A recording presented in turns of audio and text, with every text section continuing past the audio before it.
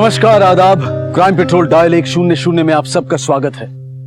हम सब अपने बच्चों से बेइंतहा प्यार करते हैं, उनकी हंसी में अपनी खुशी ढूंढने की कोशिश करते हैं और उन्हें अगर जरा सी भी तकलीफ हो जाए तो हम परेशान हो उठते हैं। और अगर हमारे बच्चे कभी हमसे बिछड़ जाएं तो ये सोचकर भी रूह कांप उठती है। हमारा आज का ये केस अपनी औलाद के लिए तड़पते ऐसे ही दो परिवारों का है जिनका दर्द तो एक जैसा है, लेकिन दर्द के पीछे छिपी कहानी बिल्कुल अलग।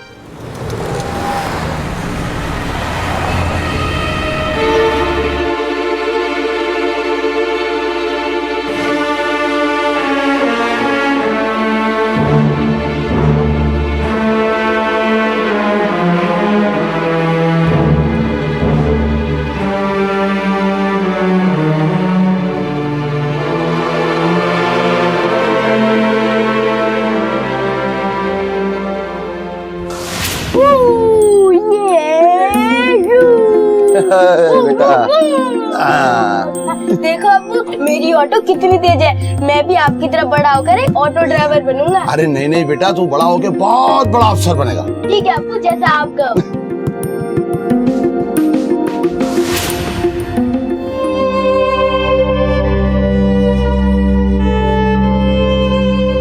अबे रुक, अबे रुक, हट, हट।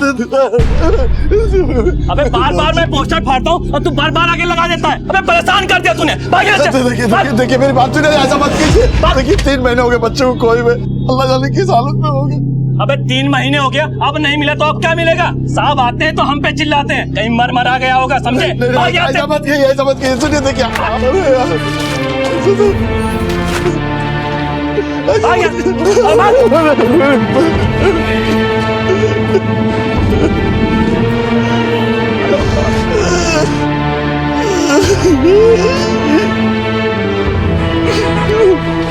बच्चा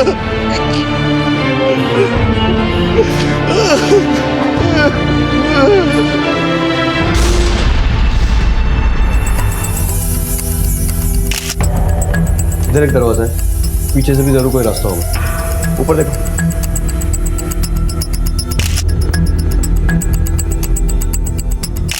पेट और पीठ दोनों पे वार है। सर ऊपर कुछ नहीं। अंदर देखो। क्या हो गया? मेरी बच्ची कहाँ चली गई मुझे छोड़ के? मेरी बच्ची कहाँ चली गई? मेरी बच्ची ला दो मुझे, मेरी बच्ची ला दो। कहाँ चली गई मुझे छोड़ के? हम 4 दिन के लिए बाहर गए थे, कल सुबह वापस लौटने वाले थे, लेकिन हम आज ही आ गए। अभी करीब 9 बजे और आकर देखा कि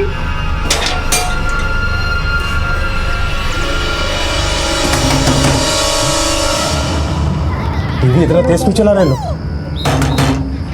दरवाजा क्यों नहीं खोल रहे? पिछले दरवाजे की चाबी है मेरे पास, देखता हूँ ये लोग कर क्या रहे हैं।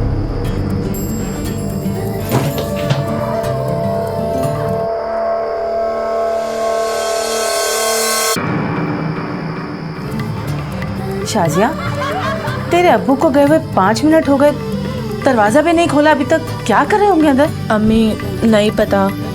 सलमा, सलमा, सलमा, आसमा। क्या हुआ?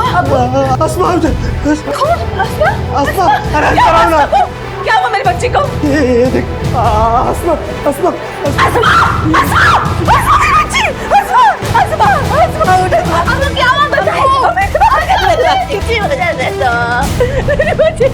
दो माता पिताओं ने अपने बच्चों को खोया था। अली एक ऑटो ड्राइवर जो पिछले 3 महीने से सब कुछ छोड़ छाड़ कर सिर्फ अपने बेटे को ढूंढ रहा था। एक पुलिस ऑफिसर के घर में उसी की बेटी का कत्ल कई सवाल खड़े कर रहा था। पुलिस के लिए ये महज आगाज था उस दर्दनाक केस की तहकीकात का, जिसमें हर मोड़ पर नए खुलासे होने वाले थे। यूसुफ खान, आपको दरवाजा खोलने में इतनी देर क्यों लगी? पिछले दरवाजे की चाबी है मेरे पास, इतना ये लोग कर क्या रहे हैं?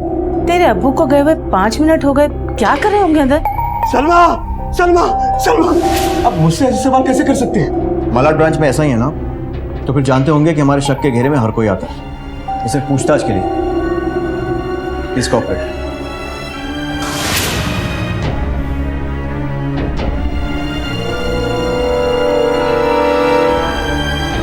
आसमा, आसमा। और जब मैं घर के अंदर आया तो देखा मेरी बेटी की लाश खून में लथपथ पड़ी हुई। घर से कुछ चोरी हुआ? नहीं, लेकिन मेरी बड़ी बेटी नाजिया वो यही थी, उसका कोई पता नहीं चल रहा।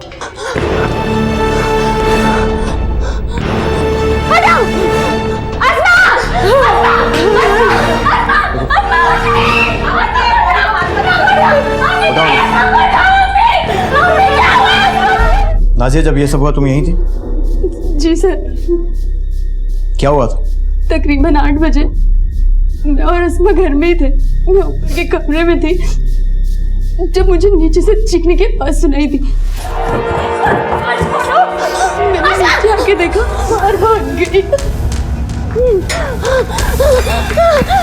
अब तक बाहर ही छुपे हुए थे। मुझे पता ही नहीं चला कि अम्मी अब्बू आ गए। वो तो हमने सायरन की आवाज सुनी और आगे देखा तो पुलिस की वैन खड़ी थी। तब जाके हमें हिम्मत आई अंदर आने की। कौन था वो? बता कौन था वो? यूसुफ खान, ना तो ये आपका एरिया है और ना ही ये आपका केस है। जो भी पूछताछ करनी है हम करेंगे, प्लीज। नाजिया इधर आओ, लेकर आइए।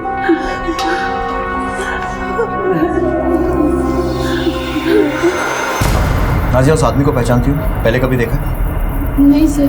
जब तुम डर के बाहर भागी तो आस पड़ोस में क्यों नहीं गई? शोर क्यों नहीं मचाया या फिर किसी की मदद क्यों नहीं की? सर मैं इतना डर गई थी कि मुझे कुछ समझ ही नहीं आया कि क्या करूं। मेरे दिमाग ने काम करना बंद कर दिया था, इसलिए मैं बाहर भाग गई। आसमा का कोई खास दोस्त है? मतलब किसी लड़के से कोई अफेयर वगैरह? नहीं नहीं सर, वो बिल्कुल ऐसी नहीं थी सर। ठीक है, जाओ। स्केच आर्टिस्ट को बुलवा कर नाजिया से पूछताछ करके उस आदमी का स्केच तैयार करो। सर। घर की अच्छी तरह से तलाशी लो, देखो और कुछ मिलता है क्या। सर। अक्रम, पता नहीं क्यों मुझे लग रहा है कि ये नाजिया कुछ छुपा रही है। और सर इनके मुताबिक घर से कुछ चोरी भी नहीं हुआ है। मतलब एक कातिल कत्ल करने के इरादे से ही घर आया। ऐसा करो, अस्मा और नाजिया के साथ साथ घर के बाकी लोगों के कॉल रिकॉर्ड्स भी निकालो। पता तो करें इसकी बातों में कितनी सच्चाई है। और हाँ, आस पड़ोस में पूछताछ करो पूरे परिवार के बारे में, खासकर अस्मा के। सर। कोई दर्द नहीं है ये मेरे बच्चे के दर्द के आगे। अली भाई, बस एक बार आप बता दीजिए किसने मारा है आपको? हम सब जाके फोड़ के आएंगे। नहीं नहीं भाई, मुझे किसी से कोई बदला नहीं चाहिए। मुझे बस मेरा बच्चा चाहिए और कुछ नहीं चाहिए। आप परेशान न हो, अल्लाह ने चाहा तो आपका बच्चा जल्दी मिल जाएगा। देखिए, मैंने तो अपने ऑटो पे चांद की तस्वीर लगा रखी है। आप ये पोस्टर मुझे दे दीजिए। मुंबई में बाकी ऑटो वाले जो मेरे दोस्त हैं, सबके ऑटो पे ये पोस्टर लगा देंगे। आपका चांद जल्दी मिल जाएगा, आप परेशान न हो। अल्लाह तुम्हारा भला करे।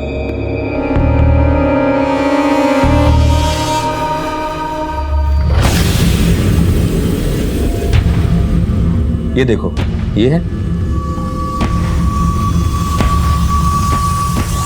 जी सर, यही आदमी है। थैंक यू, तुम जा सकते हो।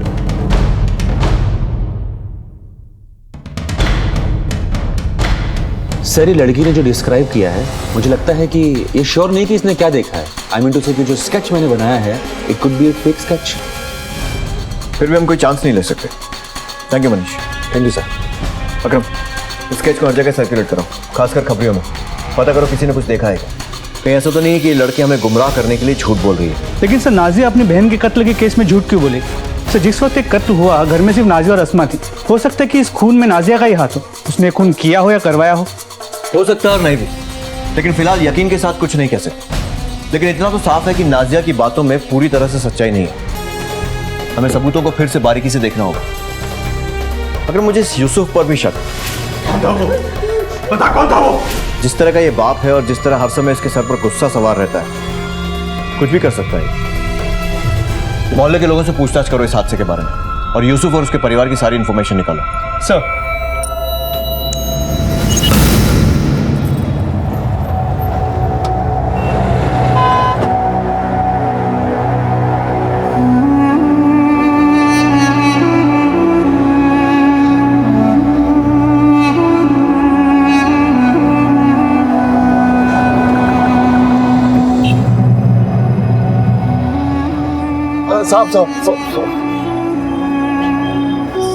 साहब, ये मेरा बेटा है। अगर आपको कहीं दिखे तो ये नंबर पे फोन करना।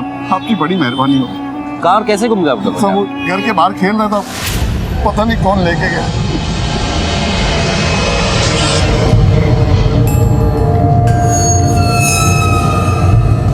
ठीक है,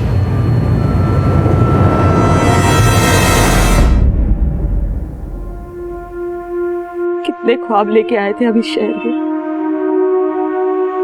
कि अपने बच्चों को एक अच्छी जिंदगी देंगे। शहर ने तो हमारी दुनिया ही तबाह कर दी। अम्मी हम तो यहाँ आ गए पर गांव के चांद तारे वहीं छोड़ा है। देखो ना यहाँ शहर में एक भी तारा नजर नहीं आता। तो कोई बात नहीं, क्योंकि हम तो हमारी आंखों का तारा अपने साथ लेके आए हैं। अरे ये माँ बेटे दोनों क्या देख रहे हैं आसमान में? हाँ? कुछ नहीं, अपना चांद को देख रहा है। वो चांद? अरे उस चांद से अच्छा तो हमारा चांद है। वो तो है ही। हमारा एक बेटा खो गया और दूसरा पता नहीं क्या करता रहता है। कहाँ है आदिल? अंदर सो रहा है। आदिल, ए बाबू उठ, कॉलेज नहीं जाना है। ए बेटा, सूरज सर पे आ गया है और तू अभी तक सो रहा है।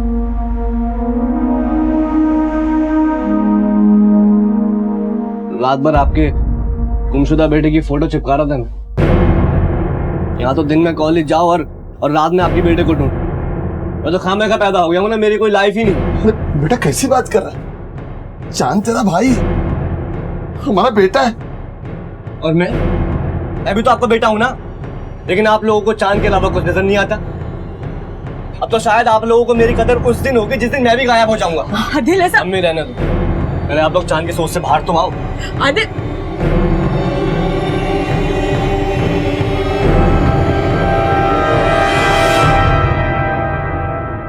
इस नंबर की सारी डिटेल निकालो। Okay sir.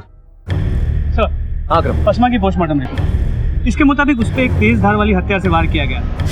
तो इससे इतना तो साफ, नाजिया ने जो बात बताई थी वो काफी हद तक सही। उसने मेरी आंखों के सामने मेरी बहन का कत्ल कर दिया। हो सकता है कि ये कत्ल किसी जाति दुश्मनी की वजह से किया गया, शायद किसी लड़के वड़के का चक्कर। मोहल्ले में कुछ पता चला उनके बारे में? सर हमने मोहल्ले में पूछताछ की, किसी ने कुछ नहीं सुना और ना ही मदद के लिए किसी को बुलाया गया। और तो सर नाजी को बाहर आते जाते भी किसी ने नहीं देखा। ठीक, लो सर कॉल डिटेल्स। सर, ये अस्मा की कॉल रिकॉर्ड, लेकिन सर ये नंबर देखिए, कत्ल के 3 दिन पहले से, मतलब जिस दिन यूसुफ गया, अस्मा इस नंबर से कई बार फोन पे बात किया करती। इनफैक्ट मर्डर वाले दिन भी अस्मा ने इस नंबर पे कई बार फोन किया और रात 8 बजे उस मोबाइल की लोकेशन अस्मा के घर के पास की थी। इसका नंबर तो किसी जुम्मन का है, बड़ी मस्जिद वाली गली में केबल ऑपरेटर। पता करो ये जुम्मन कौन है। सर ये यूसुफ की कॉल रिकॉर्ड, वो सच कह रहा है, पिछले 3 दिन से वो पुणे में था। अकरम, सवाल ये नहीं है कि वो कहाँ था, सवाल ये है कि इस सब में उसका रोल क्या है। और सर ये नाजिया की कॉल रिकॉर्ड, सर जो स्टेटमेंट उसने हमें दिया है और उसके ये कॉल रिकॉर्ड मैच नहीं करते। सर ये देखिए, ये नंबर, नाजिया इस नंबर से लगातार बातचीत किया करती थी। नंबर किसी कबीर का। नाजिया के कॉलेज में पूछताछ तो पता चला नाजिया और कबीर काफ़ी करीब, और मर्डर वाली शाम 7 बजे से इन दोनों की मोबाइल की लोकेशन नाजिया के घर के पास की। फिर दोनों की मोबाइल लोकेशन एक साथ मूव होने लगी और लास्ट लोकेशन थी माइंड स्पेस। इसका मतलब 7 बजे के करीब नाजिया इस कबीर के साथ घर से बाहर निकली। मुझे पहले से ही लग रहा था कि लड़की हमें घुमा रही है। जुम्मन से वेरीफाई करो और इस नाजिया को बुलाओ। सर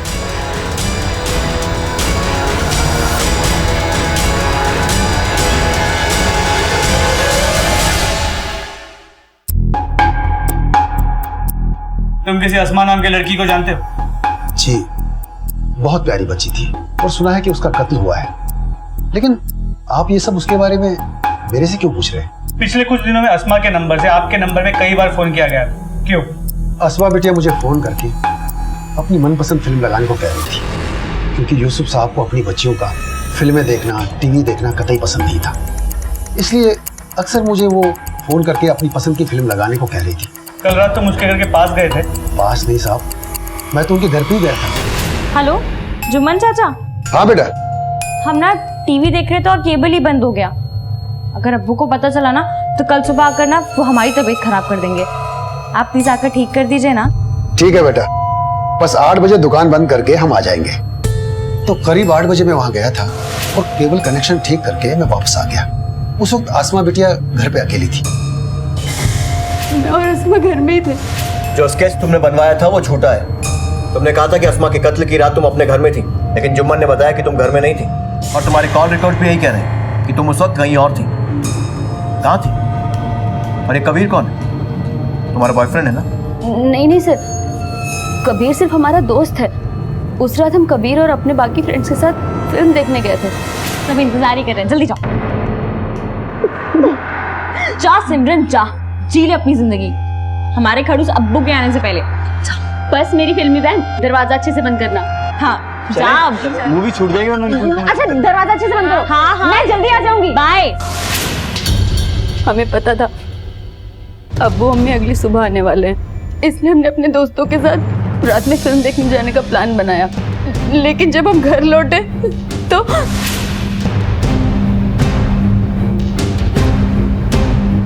हटो, क्या हुआ था? उसने मेरी आंखों के सामने मेरी बहन का कत्ल कर दिया। बता कौन था वो? हम बहुत डर गए थे सर। अगर अब्बू को पता चलता कि हम दोस्तों के साथ फिल्म देखने गए तो वो तो हमारी खाल खींच लेते, इसलिए हमने उस दिन आपसे झूठ बोल दिया। तुम्हारे अब्बू को बहुत गुस्सा आता है ना, मारपीट भी करते हैं।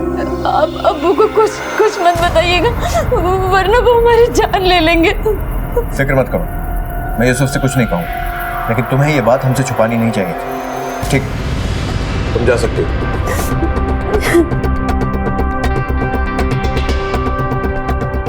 इस यूसुफ के बारे में और पता करो, इस पर मेरा शक गहरा होता जा रहा है। जी सर।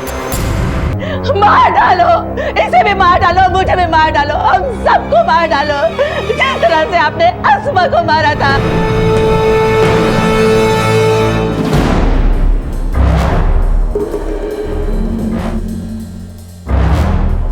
यूसुफ जी के बारे में आप क्या बता सकती हैं? साहब वो बहुत जालिम इंसान है और अपनी बच्चियों से तो जानवरों जैसा सलूक करता है। एक बार नाजिया ने जीन्स पहन ली, उसका मार मार के बुरा हाल कर दिया साहब। अस्सलाम वालेकुम। यही सिखाया मैंने तुझे? सारी दुनिया के सामने जीन्स शर्ट पहनकर अपने बदन की नुमाइश करेगी तू? नहीं अब्बू चल अंदर, मैं बताता हूँ तुझे। नहीं मैं बताता हूँ तुझे। अब्बू सुनिए तो। आज मैं देखता हूँ, चल। अब्बू सुनिए तो। कौन करता है साहब ऐसा अपनी बच्चियों के साथ? अपनी बेटियों के साथ, अपनी पत्नी के साथ बात बाद में करता था, पहले हाथ उठाता था।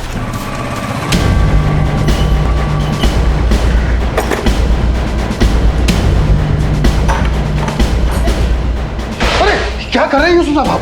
क्या कर रहे हैं आप? बहुत शौक है ना तुझे, हाँ? लड़कियों को फिल्म में दिखाने का? दिखा फिल्म, दिखा फिल्म। मैं तो हर किसी की फरमाइश पे फिल्म दिखाता हूँ। आसमां बिटिया क्या सबको फिल्म दिखाता हूँ, ये तो मेरा काम है यूसुफ साहब। साहब प्लीज, साहब मत करो ऐसा। मैं साहब बंद कर दूंगा तेरा धंधा।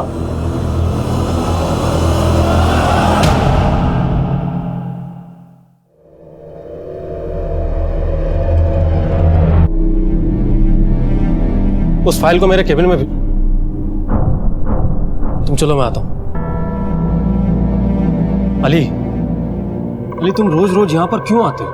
तुम्हारे बेटे को खोए हुए 3 महीने हो चुके हैं। पुलिस अपनी तरफ से पूरी खोजबीन कर रही है। अगर तुम्हारे बेटे के बारे में कुछ भी पता चला तो मैं तुम्हें खुद बता दूंगा। नहीं साहब, मुझे आपके काम पर कोई शक नहीं है, लेकिन मैं क्या करूं, मुझसे रहा नहीं जाता। मैं इसलिए यहाँ चला था। साहब आप मेरे बच्चे को जल्दी ढूंढ दीजिए साहब, बड़ी मेहरबानी होगी।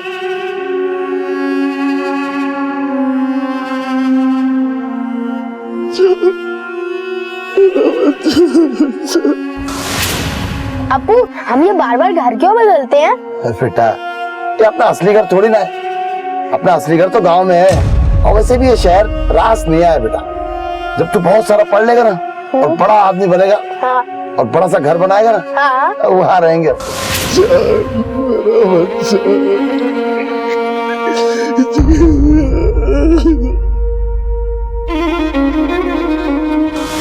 तू हाथ मत लगा, मैं कर रही हूँ ना। पकड़, मैं नीचे से ठीक करती हूँ। अब खोज अंदर। अरे ऐसे नहीं, फिर खराब कर दिया तूने। अरे अब इतना कसम तैयार नहीं हुई तू? नाज़िया आपा, हमसे ये सब नहीं होगा। हमसे ना ये साड़ी वाड़ी नहीं पहनी जाएगी। अरे मेरी शहजादी, यहाँ तो तेरी मदद करने के लिए तेरी आपा है, और निकाह के बाद वहाँ तेरी मदद कौन करेगा? हमने कहा कि बार जीन्स पहनेंगे, स्कर्ट्स पहनेंगे, सब कुछ पहनेंगे। और हमारा हस्बैंड ना हमें सब कुछ करने देगा। आपके हस्बैंड की तरह नहीं कि पैर की एक उंगली तक दिख जाए तो जान को आफत मचा देते हैं।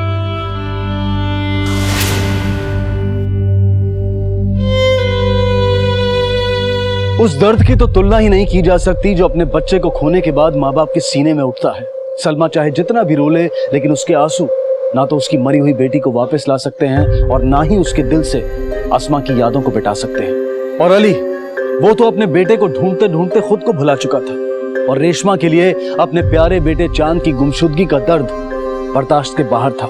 अली और उसका परिवार 3 महीनों से अपने बेटे चांद को ढूंढ रहा था। क्या इनकी ये कोशिश रंग लाएगी? क्या वो चांद से कभी दोबारा मिल पाएंगे?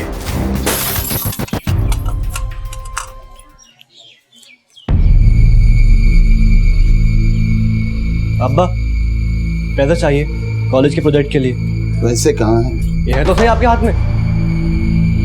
ये चांद के पोस्टर के लिए और नए पोस्टर बनवाने, हर जगह लगवाना है। कम से कम 10,000 पोस्टर लगेंगे और चांद की तलाश में मैं ठीक से ऑटो भी नहीं चला पा रहा हूँ, तो पैसे भी नहीं आ पा रहे।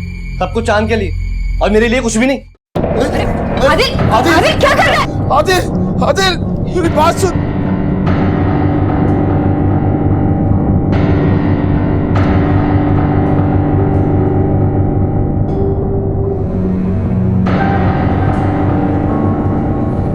संभालिए अपने आप को।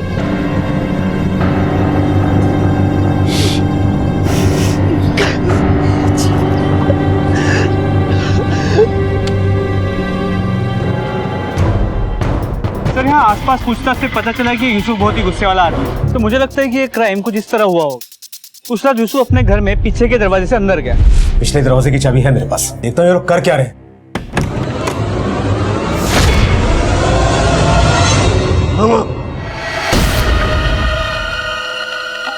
अब्बू, हमारी गैर मौजूदगी में ये करती है भाई।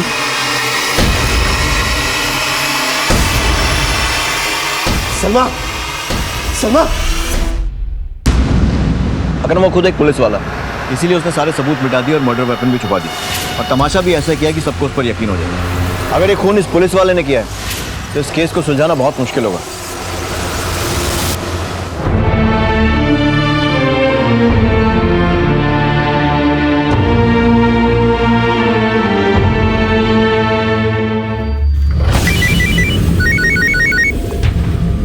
हाँ यूसुफ, अभी मैंने घर चेक किया तो पता चला कि घर के सारे गहने गायब। घर से कुछ चोरी हुआ? लेकिन तुमने तो कहा था कि घर में चोरी नहीं हुई है। देखिए, उस वक्त मैं सदमे में था, अच्छे से चेक नहीं कर पाया। अभी पता चला तो बता दिया। सर, यूसुफ का फोन था, कहता है कि घर से गहने गायब है।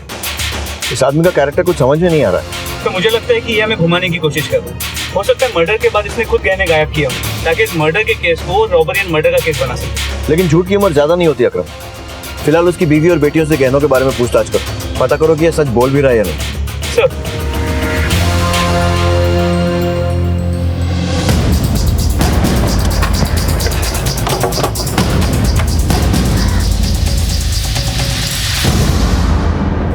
गहनों की चोरी के बारे में आप लोगों से बात करनी थी कि वाकई वारदात के दिन गहनों की चोरी हुई थी। जी तो उस दिन जब हमने पूछा तब आप लोगों ने मना क्यों किया? सर, हम सब इस हालत में नहीं थे कि चेक कर पाए गहनों की चोरी हुई है या नहीं। तो आज देखने का कैसे सोचा? जी, असल में उन्होंने कहा कि मैं उन्हें सारे गहने दे दूं लॉकर में रखने के लिए। जो मैं शादी में गहने पहन कर गई थी वो तो मैंने उन्हें दे दिए, बाकी के गहने जब मैं लेने गई तो देखा सब गायब थे। क्या इन दिनों ऐसा कुछ हुआ था जिसकी वजह से यूसुफ को अस्मा पे गुस्सा आया हो? नहीं सर, अस्मा कभी ऐसा कुछ करती ही नहीं थी। सर, उसे पढ़ने और खाना बनाने के अलावा सिर्फ एक ही शौक था, फिल्में देखने का, और वो भी वो अब्बू की गैरहाजिरी में ही देखती थी। अल्लाह के लिए मेरी बच्ची को इंसाफ दिला दीजिए। कांदीवली पुलिस को यूसुफ पर पूरा शक था कि उसने ही गुस्से में अपनी बेटी की जान ली, लेकिन अपने शक को पुख्ता करने के लिए उनके पास सबूतों की कमी थी और यूसुफ अपनी बेगुनाही के बयान पर अड़ा हुआ था और धीरे धीरे एक एक इंफॉर्मेशन पुलिस को दे रहा था। उधर अली ने अपने बेटे को खोजने में कोई कसर नहीं छोड़ी थी। ऐसी कोई जगह नहीं थी जहां वो अपने बेटे को ढूंढने न गया हो।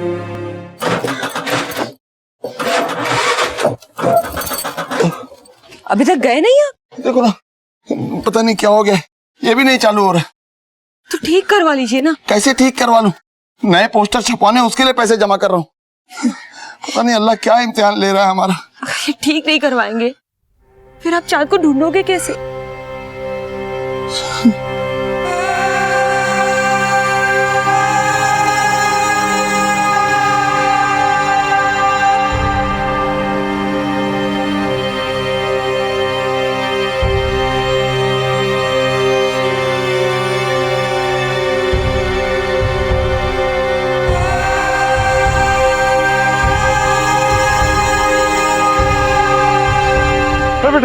बेटा तूने मैं चांद को देखा है क्या?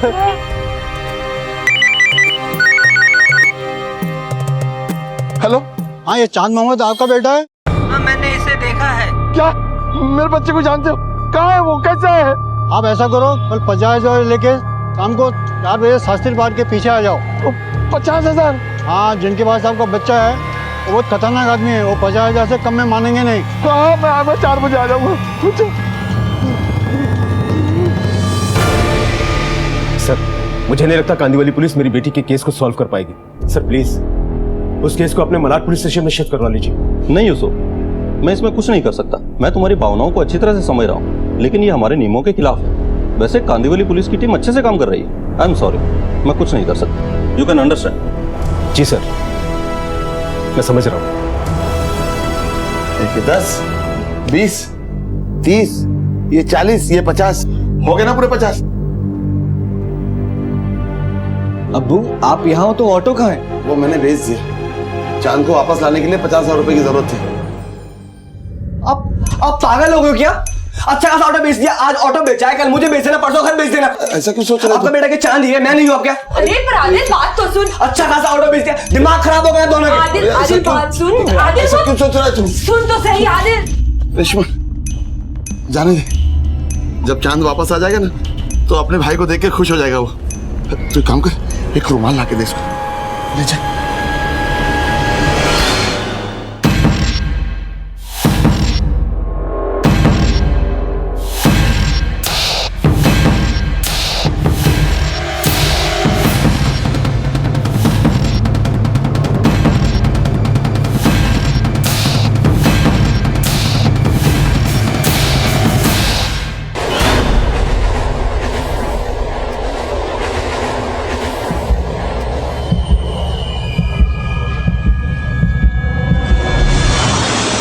चांद मोहम्मद के अब्बू हो? हाँ, कहाँ है चांद? पैसे लाओ। हाँ, ये क्या है? कहाँ है चांद?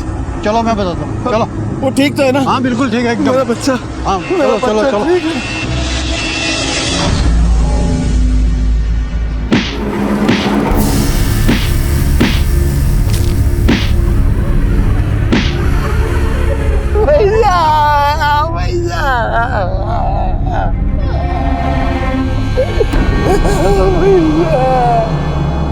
सर, इसने मेरी बच्ची का कत्ल किया है। किस बच्चे ने? फिर 1 साल पहले इस लड़के का बड़ा भाई आदिल मेरी बच्ची के पीछे पड़ा हुआ था। ओए चलते हैं। सर, एक रात जब मेरी बच्ची ट्यूशन से वापस लौट रही थी तो उस लड़के आदिल ने मेरी बच्ची को फूल देने की हिम्मत की। सर, उस ऑटो वाले और उसके लड़के को लाइन पे लाना जरूरी था, इसलिए मैं उनके घर गया।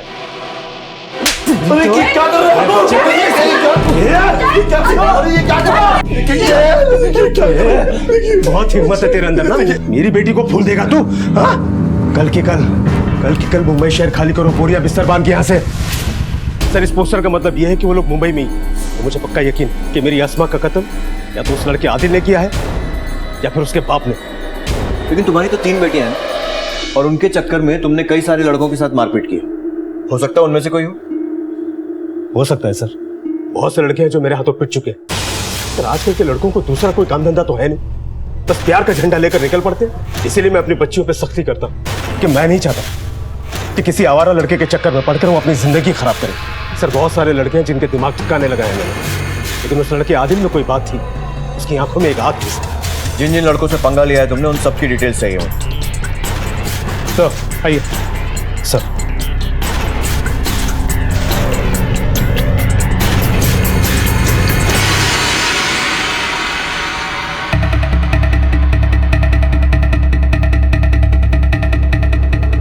सुन, वो लड़का था ना आदिल, जिसकी 1 साल पहले घर में घुसकर पिटाई की थी, उसका नंबर और एड्रेस भेज रहा हूँ। उसके बारे में पता करो, मुझे बता।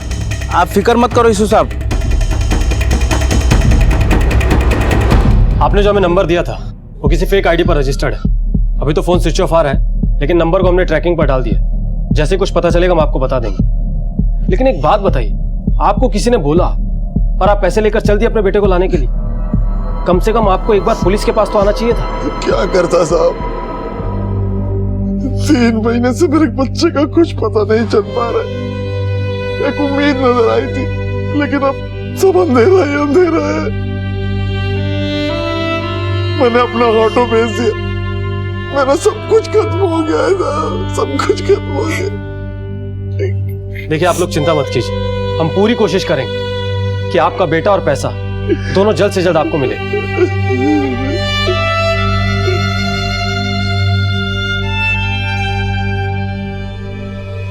ये वो सारे लड़कों के नाम हैं जो तुम्हारे अब्बू ने हमें दिए। इस लिस्ट को ध्यान से देखो और बताओ कि इनमें से कौन अस्मा के पीछे पड़ा।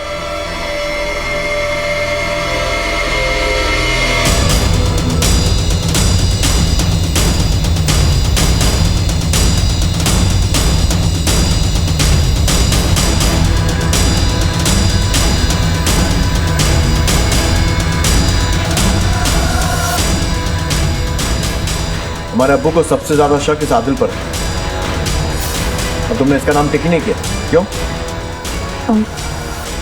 सर, आदिल आसमा के पीछे नहीं था। फिर?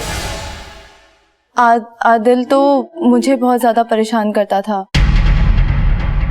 और जब भी कोई लड़का हमें परेशान करता था तो अब्बू उसे तो पीटते ही पीटते थे। उसके साथ मुझे और नाजिया आपा को भी बहुत मार पड़ती थी। कौन है जिसके इतने सारे मिस कॉल्स आ रहे हैं? और ये कार्ड किसने भेजे तुम्हें? अब्बू हमें नहीं पता, हमारे बैग में कॉलेज में किसी ने डाल दिए थे। और ये जो सारे कॉल्स है ना, ये हमारी टीचर ने किए। अब्बू बस अस्मा को ही नहीं मारते थे, इसीलिए अक्सर वो हम दोनों की गलती का इल्ज़ाम अपने सर पर ले लिया करती थी।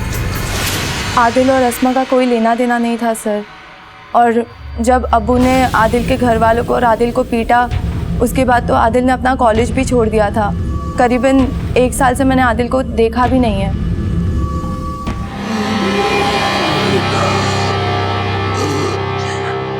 जाने आदिल को दवाई लेके आने में इतनी देर क्यों हुई? सर, इस आदिल के बारे में पूछताछ वो पहले शाजिया के साथ पढ़ता था, लेकिन जब से उसे यूसुफ ने मारा था वो अपनी फैमिली के साथ नायगांव शिफ्ट हो गया। उसके पहले के कॉलेज में जाके भी पूछताछ, टीचर्स का कहना है कि वो पढ़ाई में काफी अच्छा था, और उसके दोस्तों की बात माने तो वो शाजिया से प्यार भी करता था। उसके अभी के कॉलेज में जाके भी पूछताछ, सभी का कहना है कि वो अच्छा लड़का था। उसके फोन रिकॉर्ड? तो आदिल के पास मोबाइल फोन नहीं। साहब, मेरा बेटा आदिल गायब है। क्या? जी, वो दवाई लेने गया था इनकी दुकान पे, वहाँ से आया नहीं। क्या हुआ था? आदिल मेरी दुकान पर दवाई लेने आया था, तभी एक पुलिस वाला अपनी बाइक लेकर आया और उसे देखकर आदिल वहाँ से भाग गया, और वो पुलिस वाला भी अपनी बाइक लेकर उसके पीछे गया। उसके बाद से आदिल का कहीं कुछ पता नहीं है साहब। पुलिस वाला? साहब वो यूसुफ होगा। लेकिन हमारे थाने में तो कोई यूसुफ नहीं है। नहीं साहब, वो मलाड पुलिस थाने में। पिछले साल उसी की वजह से हमें मलाड छोड़ के यहाँ आना पड़ा।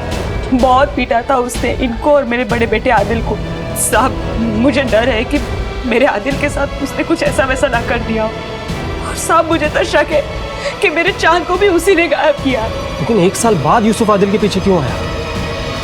आप लोग चिंता मत कीजिए, मैं मलाड पुलिस स्टेशन में फोन करके पता लगाता हूं। आप लोग अभी घर जाइए, हो सकता है शिनाख्त के लिए आपको हमारे साथ चलना पड़े। ठीक है सर। ये दोनों केसेस जो अब तक अलग अलग दिशा में जाते हुए दिखाई दे रहे थे, पर कहीं ना कहीं अब इनके बीच में एक कड़ी नजर आ रही थी। नायगांव पुलिस और कांदीवली पुलिस ने इस केस को सुलझाने के लिए हाथ मिला लिए थे। तो क्या अब ये गुत्थी सुलझने वाली थी? चलिए साहब, यही आदमी है, तब वर्दी में थे। इनके मुताबिक आप नायगांव में आदिल का पीछा कर रहे हैं और उसके बाद से आदिल गायब। आप गए थे वहाँ? हाँ, मैं गया था सर।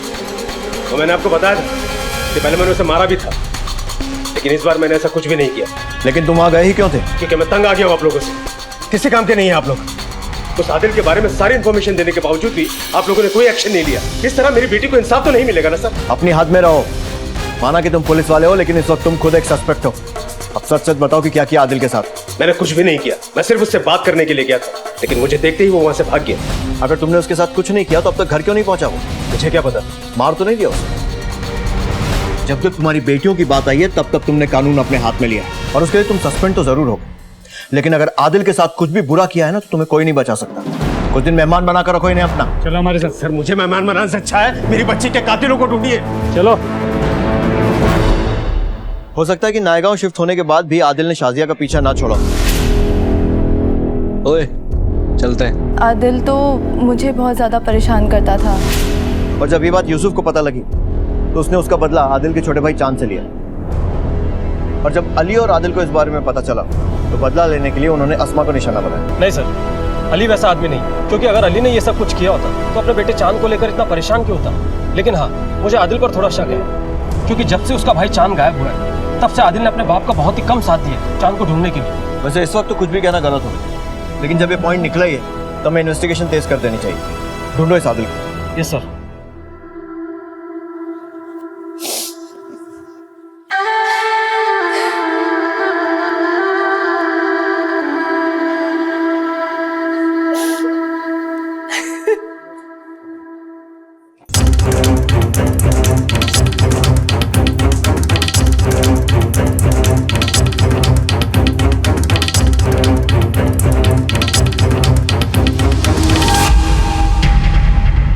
हमें पता चला है कि तुम शादी में जाना ही नहीं चाहती थी और आखिरी वक्त में तुमने अपना फैसला बदला। क्यों? तुम कुछ छिपा तो नहीं रही हो ना? सर ये सब कुछ मेरी वजह से हुआ है। सर नई रीड मिली, ज्वेलरी शॉप पे कोई चोरी के गहने बेचने आया। लगता है इस केस की सारी परतें एक करके खुल रही हैं। जाके पता करो। सर शाजिया आप बताओ क्या हुआ? हम आदिल से प्यार करते हैं। पिछले 3 महीने से आदिल हमसे मिलने की पूरी कोशिश कर रहा था, लेकिन अब की बार अगर अब्बू को पता चल जाता तो अब्बू हम दोनों को ही जान से मार डालते। इसलिए मैंने उससे मिलना बिल्कुल बंद कर दिया। अब्बा आपके इलाज के लिए पैसे। इतने पैसे तो कहाँ से लाया?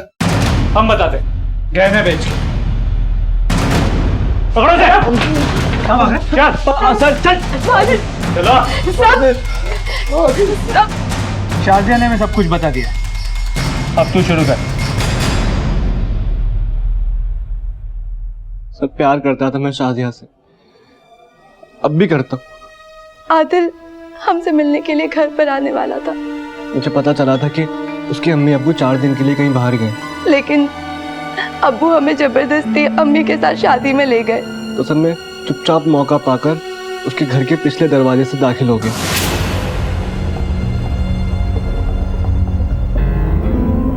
शादिया बताओ कौन कौन, बताओ ना। आदिल तुम यहाँ पे क्या कर रहा है? हाँ? इतनी मार खाने के बाद अगर ठिकाने नहीं आई तेरी। अभी अब्बू को फोन लगाती हूँ। अस्मा, रोकने के चक्कर में हम दोनों की झड़प हो गई, खुद को बचाने के चक्कर में मैंने उसकी जान ले ली। सर मैंने खुद को बचाने के लिए सोचा कि मैं घर से कुछ चुरा लेता हूँ ताकि लोगों को लगे कि ये चोरी का मामला है। तो सर मैंने घर से कुछ गहने चुरा लिए। लेकिन मेरे हाथों हुई अस्मा की मौत मुझे अंदर ही अंदर कचोट रही थी, इसलिए मैंने एक दिन शादिया को सब कुछ बता दिया। अस्मा के मरने के बाद हमने सोचा आदिल को भी जेल हो जाती तो उसके परिवार वालों का क्या होता, और अगर अब्बू को पता चल जाता तो अब्बू तो मुझे जिंदा जमीन में गाड़ देते। इसलिए मैं चुप रही। मुझे नहीं पता था सर ये सब कुछ हो जाएगा। हम किसी और के गुनाहों की सजा हमारे अब्बू को नहीं दिलवा सकते। तूने ना सिर्फ अस्मा की जान ली है, बल्कि अपने अम्मी अब्बू को भी जीते जी मार दिया है।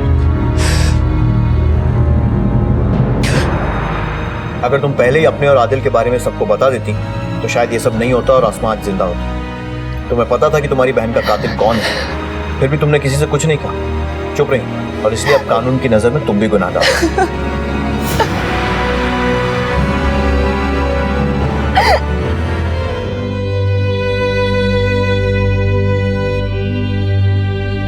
पता नहीं हमारे किस गुनाह की सजा दे रहा है अल्लाह।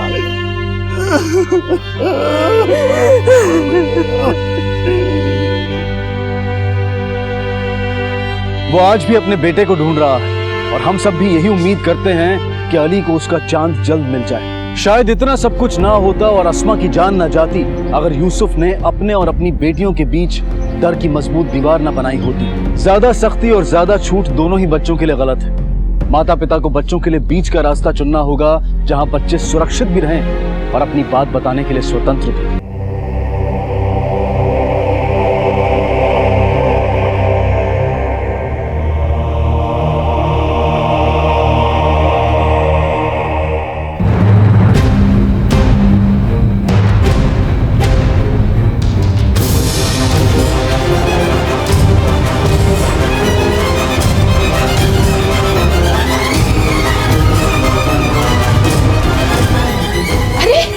नमस्कार, आदाब।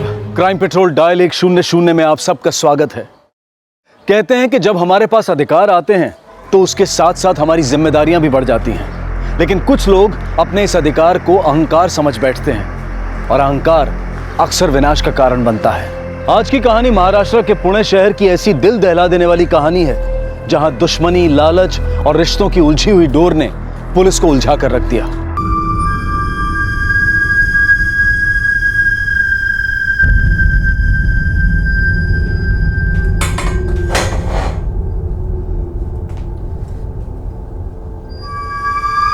मंजरी प्लीज, किसी को बताना नहीं।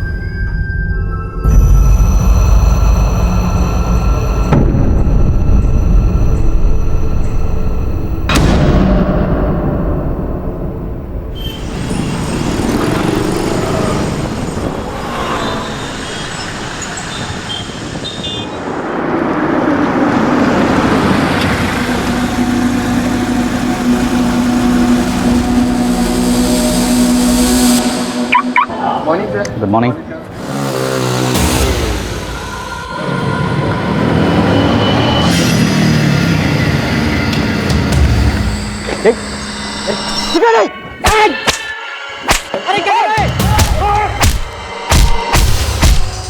अबे छोड़ना, जाने दे, मन्नत है, ऐसा ही है, ऐसा ही होना चाहिए उसके साथ। क्या कर रहा है?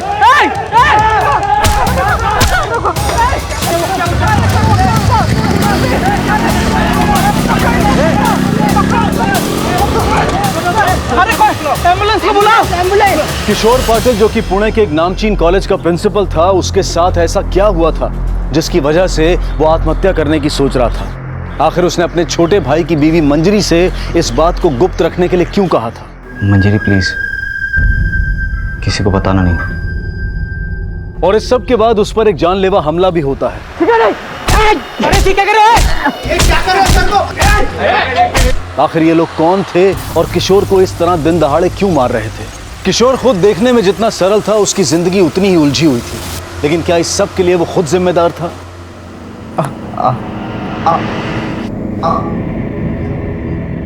नर्स, बाकी का ब्लड वगैरह अच्छे से क्लीन कर देना। ओके। Hello ma'am. किशोर कैसा है? हाँ, ट्रीटमेंट चला अंदर। डॉक्टर साहब, डॉक्टर साहब, मेरा बेटा किशोर कैसा है? He is fine. आप जरा प्लीज। Okay ma'am. डॉक्टर साहब, इसके बारे में किसी को पता नहीं चलना चाहिए। देखिए, हमें लीगल फॉर्मेलिटीज तो करनी पड़ेगी। उन पर हमला हुआ है, इट्स अ पुलिस केस। नहीं, पुलिस को इन्वॉल्व करने की कोई जरूरत नहीं है। बात का बतंगड़ बना देंगे वो। अटैक कॉलेज के अंदर हुआ है, कॉलेज के रेपुटेशन का सवाल है। पर हम ऐसा नहीं कर सकते, इट्स अ क्रिमिनल केस। आपको जितने पैसे चाहिए मिल जाएंगे। देखिए डॉक्टर साहब, मैं पुलिस के उलझन में नहीं फंसना चाहती हूँ। आप बस इलाज कीजिए, दैट्स ऑल।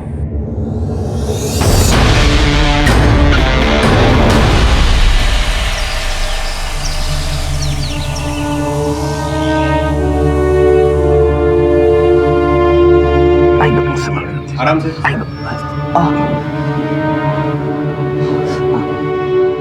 चलते sir. Thank you, thank you. Kishore Dada, पंगे क्यों लेते रहते हो उन स्टूडेंट से? बघ जरा बघ केवढं मारलंय तुला। ये तो अच्छा हुआ कि ये देशपांडे सर और साळुंके सर तुम्हें बचाने आए। ये तो पता नहीं जान भी ले लेते। लेकिन हमें कैसे पता कि वो स्टूडेंट्स ही थे या कोई और? मुझे लगता है हमें पुलिस में कंप्लेन कर देनी चाहिए। तुम्हें किसी ने बोला अपना दिमाग चलाने? अपने काम से काम रखो, और अगर कोई काम नहीं है ना तो जाओ किसी शॉपिंग मॉल या फिर मूवी थिएटर में जाके ऐश करो। आली मोठी मला सांगणारी।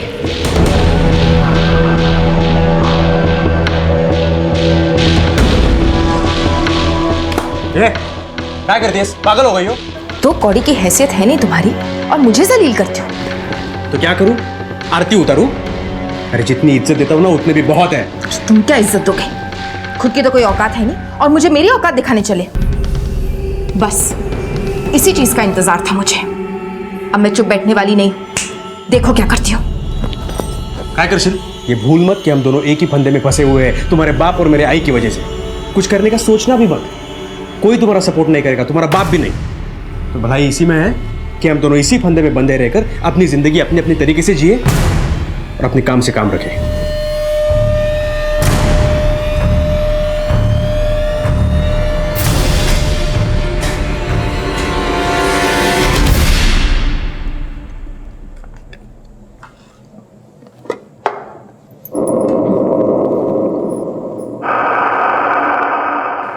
क्या प्रॉब्लम क्या है?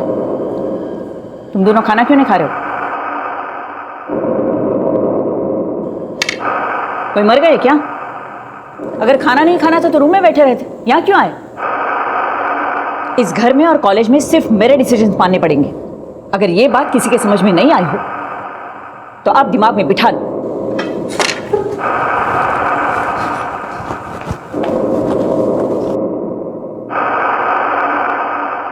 ये कॉलेज बरसों पहले रेनू पाटिल के पति सत्यजीत पाटिल ने शुरू किया था और जल्द ही इस कॉलेज की गिनती शहर के अच्छे कॉलेजेस में होने लगी थी। सत्यजीत के जाने के बाद रेनू ने कॉलेज और घर दोनों की जिम्मेदारियां संभाल ली थी और दोनों ही जगहों पर उसके ही फैसले पत्थर की लकीर माने जाते थे।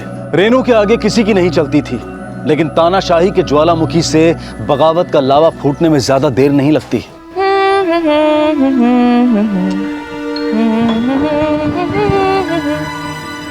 अरे वाह, चांगला मूड दिसतोय तुझा। कोई नया बॉयफ्रेंड मिला क्या? मूड तो तुम्हारा भी बहुत अच्छा लग रहा है और होगा भी क्यों नहीं। तुम्हारी रिंग मास्टर जो नहीं है घर पे, वे पसना करने गई है सासू माँ।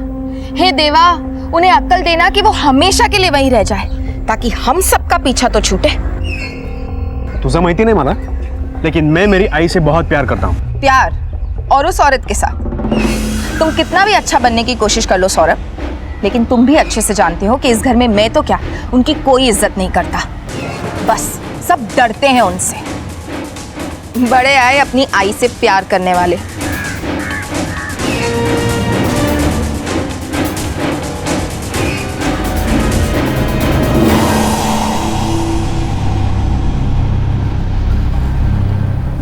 मचुआ लेना।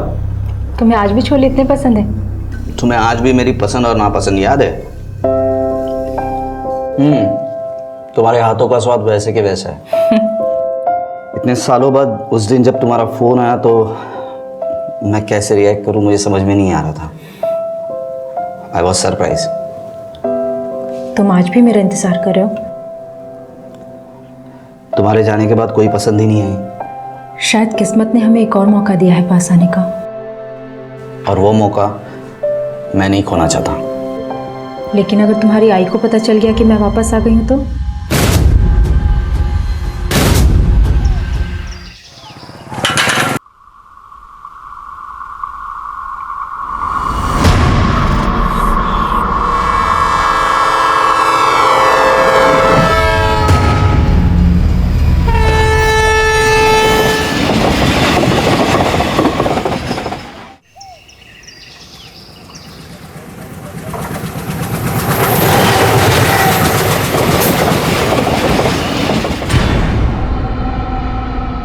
सर, लाश के पास हमें ऐसी कोई चीज नहीं मिली है जिससे हम उसकी पहचान कर सकें। लेकिन इस औरत के कपड़े से लग रहा है जरूर ये अच्छी फैमिली से। कहीं ये ट्रेन से तो नहीं गिर गई? सर, कहीं ये सुसाइड का मामला तो नहीं? लेकिन अभी कुछ नहीं कहा जा सकता है। ना इसका यहाँ मोबाइल मिला है, ना पर्स, ना ज्वेलरी, और ना उसके बॉडी से कोई ऐसी चीज मिली है जिससे आइडेंटिफाई हो। हाँ सर। लाश को पोस्टमार्टम के लिए ले जाओ और सिटी पुलिस को इन्फॉर्म करो इसके बारे में। जी सर।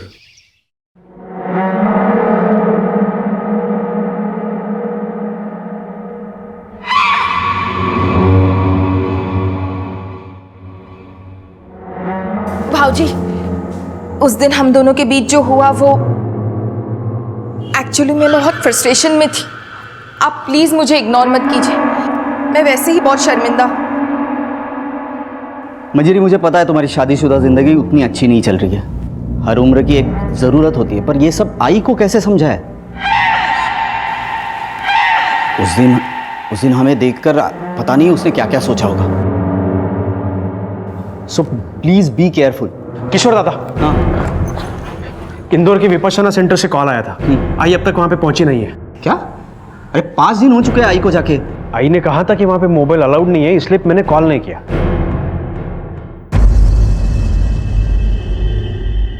सर, हमने आसपास के थानों में उस औरत के फोटोज भेजे हैं, पर अभी तक उसके नाम का कोई भी मिसिंग कंप्लेंट दर्ज नहीं हुआ है। सर, उस बॉडी की हालत बहुत खराब है, हम ज्यादा दिनों तक स्टोर नहीं रख पाएंगे। ठीक है, उस औरत की साड़ी को संभाल के रखो और 2-4 दिन के अंदर उस औरत की शिनाख्त नहीं होती है तो हम उसका दाह संस्कार करेंगे। ठीक है सर।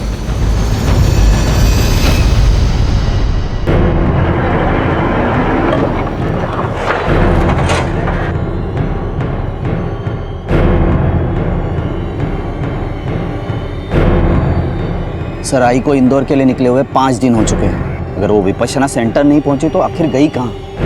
साहब, उस रात हमने मैडम को स्टेशन पर ही छोड़ा था।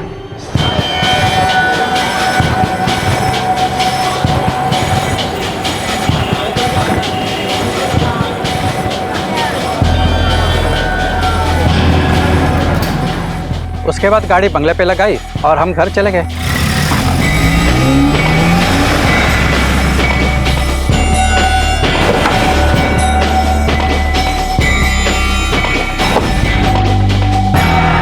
क्या आपकी मैडम को किसी का फोन आया था? मेरा मतलब रेनू जी की फोन पे किसी से कोई ऐसी बातचीत हुई हो या कहा सुनी हुई हो? साहब, इतना ध्यान नहीं दिया क्योंकि पहले ही घर से निकलने में देर हो चुकी थी और ऊपर से मैडम गाड़ी तेज चलाने के लिए बोल रही थी। क्या ऐसा हो सकता है कि रेनू जी अपनी मर्जी से कहीं चली गई हो? नहीं सर, बिल्कुल नहीं।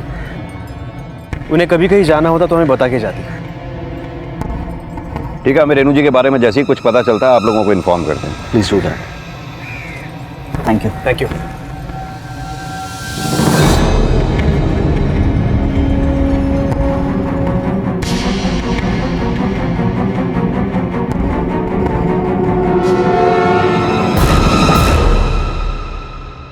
सर, रेनू जी की फोन लोकेशन और कॉल रिकॉर्ड।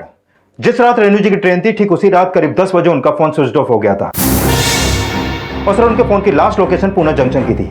सर, मैंने उनका फोन नंबर और IMEI नंबर ट्रैकिंग पे डाल दिया है। शिंदे, फौरन रेलवे डिपार्टमेंट से कांटेक्ट करो। जिस ट्रेन से रेनू जी जाने वाली थी उस ट्रेन के सभी पैसेंजर्स की लिस्ट मंगवाओ। रेलवे पुलिस से कहो पूना जंक्शन की उस रात की सारी CCTV फुटेज हमें भेजे। सर।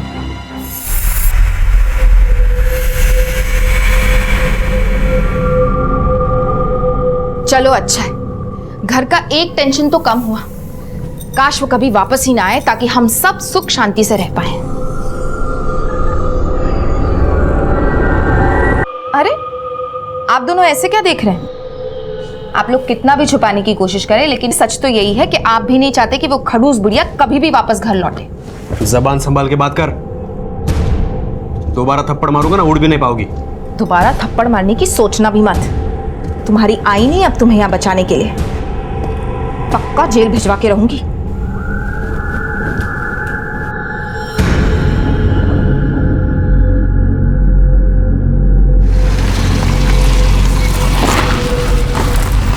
सर, जिस ट्रेन से रेनू जी जाने वाली थी उस ट्रेन की पैसेंजर्स लिस्ट मैंने चेक की। रेनू जी के नाम पे टिकट तो बुक किया गया था, लेकिन वो उस दिन ट्रेन में बैठी ही नहीं। सर, मैंने रेलवे स्टेशन के CCTV फुटेज भी चेक किए। उस फुटेज में वो साफ अपनी गाड़ी से स्टेशन आती तो दिखती हैं, लेकिन प्लेटफॉर्म पे जाती हुई नहीं दिख रही। सर, मैंने एग्जिट पॉइंट की CCTV फुटेज चेक करने की भी कोशिश की, लेकिन वो कई दिनों से खराब पड़े हैं। Excuse me sir. Vishal, hello. ठीक है, थैंक यू। रेनू जी के फोन का IMEI नंबर ट्रैक हो गया है, लेकिन उस फोन पर रेनू जी का नहीं बल्कि किसी और का सिम कार्ड एक्टिव था। फोन की एग्जैक्ट लोकेशन भी ट्रेस हो गई है, मनमाड़ की है। मनमाड़? ये रेनू जी का फोन मनमाड़ पहुंचा कैसे? रेनू के फोन के IMEI नंबर को ट्रेस करते हुए पुलिस का रुख मनमाड़ की तरफ हुआ, लेकिन पुलिस के लिए बड़ा सवाल था कि आखिर रेनू का फोन मनमाड़ कैसे पहुंचा। पुलिस फौरन मनमाड़ में उस जगह पर पहुंची जहां रेनू का फोन एक्टिव हुआ था।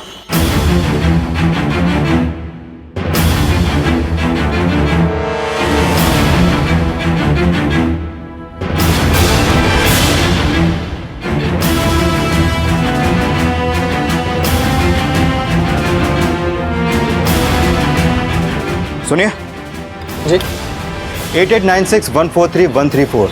क्या है नंबर तुम्हारा है? नहीं सर, मेरा नंबर नहीं है, लेकिन बात क्या है सर? इस IMEI नंबर का फ़ोन है तुम्हारे पास? जी सर, मैं चेक करके बताऊँ।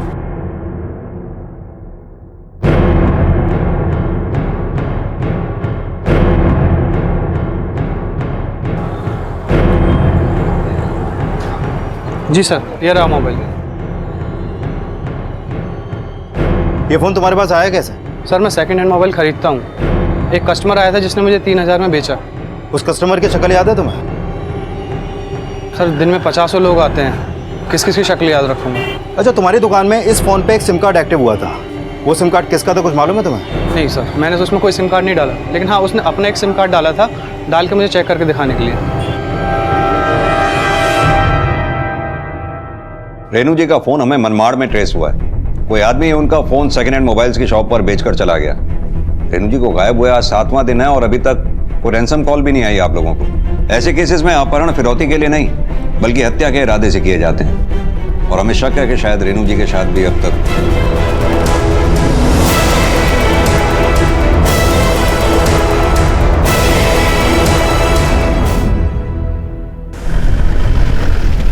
एक तरफ जहां पुणे पुलिस अब भी रेनू को तलाशने में लगी थी, वहीं दूसरी तरफ मनमाड़ पुलिस ने रेनू का अंतिम संस्कार भी कर दिया था।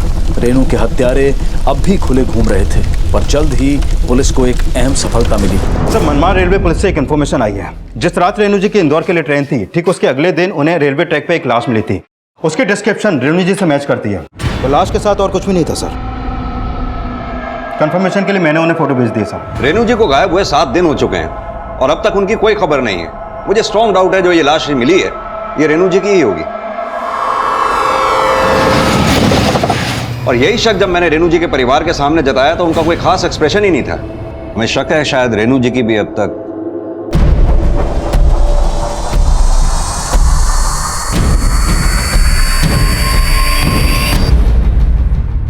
शिंदे, ये रेनू जी का परिवार कुछ समझ में नहीं आ रहा है। इस परिवार के बारे में हमें जानकारी इकट्ठी करनी चाहिए और खास तौर से रेनू जी के बारे में। वो किस तरह की औरत थी, उनकी किस किस से जमती थी, किससे नहीं जमती थी, दुश्मन कौन कौन थे, सब कुछ। Sir, excuse me sir. Hello, ठीक है, थैंक यू सर। रेनू जी के फोन में जिस शख्स का नंबर एक्टिव था उसका पता चल गया है।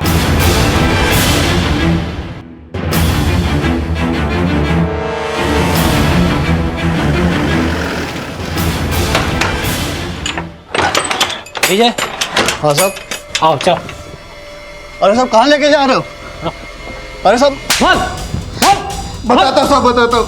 मुझे वो मोबाइल हाईवे के किनारे से मिला साहब। मैं लालच में आ गया था साहब, इसलिए मैंने वो मोबाइल बेच दिया साहब। पर आई शपथ साहब, मैंने किसी का खून नहीं किया साहब, किसी का खून नहीं किया मैंने साहब। टेम्पो ड्राइवर से पूछताछ करने के बाद भी पुलिस के हाथ कुछ नहीं लगा। पुलिस के लिए शायद ये वो गली थी जिसका डेड एंड यहीं पर था। आखिर किसने की थी रेनू की हत्या और क्या वजह थी इस हत्या के पीछे? और इस सब के बीच पुणे पुलिस को मनमाड़ पुलिस से फोन आया और इस फोन कॉल ने रेनू की हत्या की खबर पर मोहर लगा दी।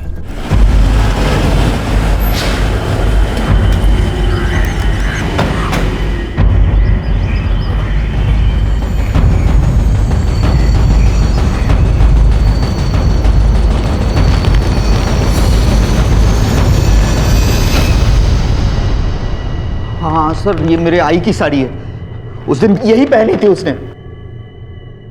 मनमाड़ में रेलवे पुलिस को आपकी आई की डेड बॉडी रेलवे ट्रैक पे मिली।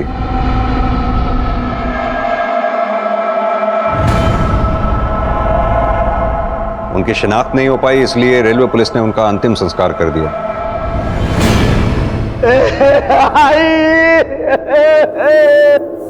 छोड़ो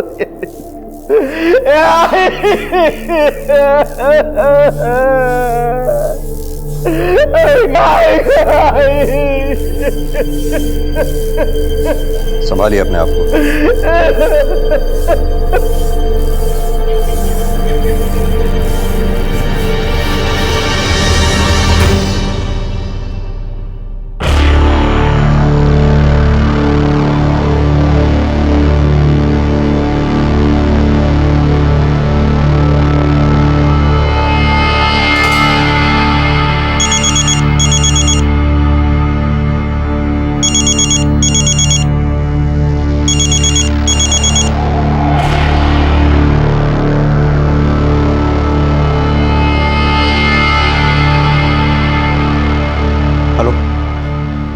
मैंने मना किया था ना तुम्हें कॉल करने को, फिर भी क्यों बार बार कॉल कर रही हो? घर में क्या नाटक चल रहा है मालूम है ना तुम्हें? देख, तू मुझे ऐसी धमकी नहीं दे सकती। ठीक है, मैं बाद में कॉल करूंगा, मैं मिलूंगा तुम्हें, अभी नहीं, ये सही वक्त नहीं है। उठाओ तो फोन में।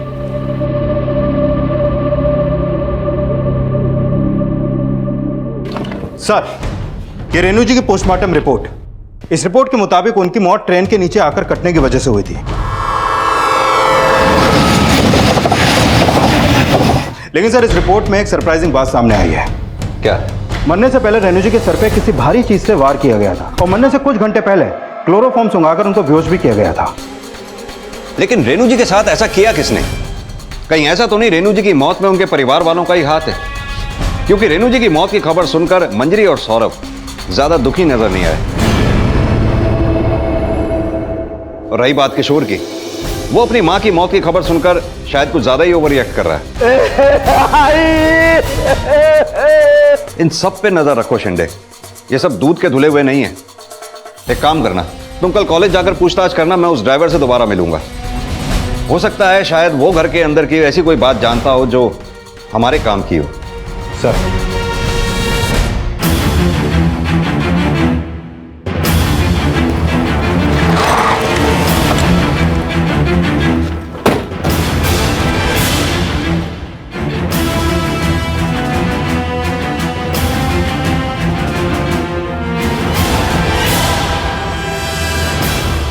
रेनू मैम तो बहुत स्ट्रिक्ट थी सर, सबको बहुत पनिश करती थी। वो तो कॉलेज फेस्ट के वक्त भी किसी को भी नहीं छोड़ती थी, पनिश भी करती थी और सभी के सामने बेइज्जती भी करती थी। रेनू मैम ने तो स्कर्ट भी बैन कर दिया था। याद रखना तो सच में बहुत मजा आई थी ना। क्या कपड़े पहन रखे हैं? ऐसे शॉर्ट कपड़े नहीं चलेंगे कॉलेज में। Get out. Sorry ma'am. 7 दिन के लिए रस्टिकेट कर रही हूँ। मैम प्लीज एक बार माफ कर दीजिए। No argument, no argument. Please ma'am, please.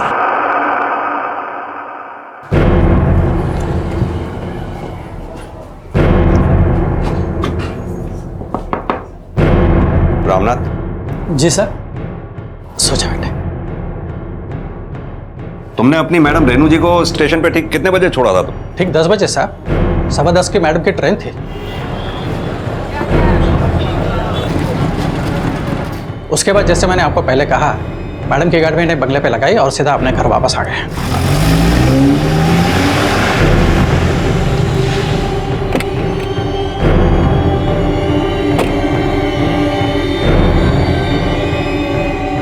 ये कौन है? बेटी है साहब मेरी। क्या हुआ इसे? साहब वो मेरे बेटे की शादी एक लड़के से तय हुई थी, लेकिन शादी के 2 दिन पहले लड़के वालों ने 2 लाख और एक मोटरसाइकिल दहेज में मांगी। गरीब आदमी हो साहब, इतना पैसा इतने कम समय में कहाँ से लाता? दहेज न देने की वजह से उन लोगों ने शादी तोड़ दी साहब, जिसका बुरा असर मेरे बेटे पर पड़ा। अपने शादी के काफी सपने सजा के रखे थे साहब इसने। इसे ये सब बर्दाश्त नहीं हुआ, आत्महत्या करने की कोशिश की इसने। मरी तो नहीं, लेकिन इसकी जिंदगी बहुत से में बदतर हो गई है साहब।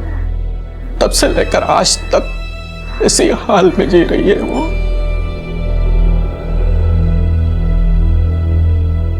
कुछ दिन पहले ही बाइक पर कुछ गुंडे हमारे कैंपस में घुस आए। टोटल 3 लोग थे। तीनों ने किशोर सर को बहुत मारा सर। अरे ठीक है, ये क्या कर रहे हो सर को? छोड़ो।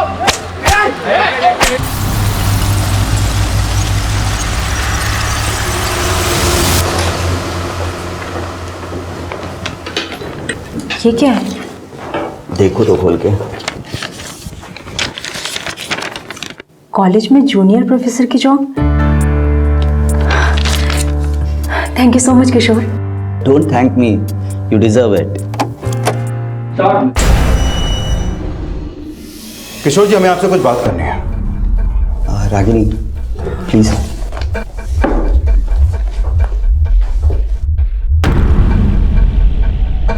हमें पता चला है कि अभी कुछ दिन पहले आप पर जानलेवा हमला हुआ था। इस बारे में आपने पुलिस में कंप्लेंट क्यों नहीं की? नहीं सर, जानलेवा नहीं था, कुछ लोगों से हाथापाई हुई थी।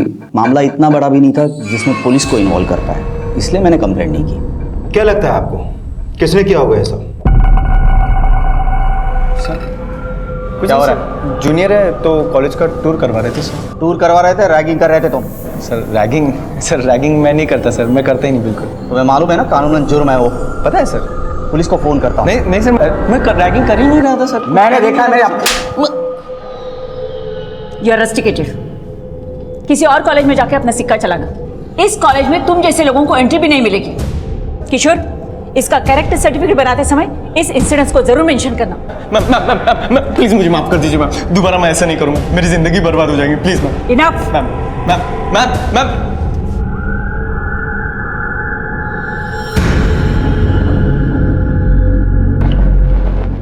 सर, अमरजीत का फोन ऑफ आ रहा है। मैंने उसका फोन ट्रैकिंग पे डाल दिया है। उसके माँ बाप को भी नहीं मालूम कि उनका बेटा कहाँ है। क्या किशोर पे हमला करने वाला और रेनू जी को मारने वाला ये अमरजीत हो सकता है? हो सकता है सर, क्योंकि उन्हीं की वजह से उसका करियर चौपट हो गया। शायद इसी बात का बदला निकाला उसने। फिर तो कॉलेज के कई ऐसे स्टूडेंट और स्टाफ मेंबर्स होंगे जिन्हें रेनू जी के इस स्ट्रिक्ट नेचर का सामना करना पड़ा होगा। शिंदे, हमें कॉलेज के हर ऐसे स्टूडेंट और स्टाफ मेंबर की लिस्ट बनानी होगी।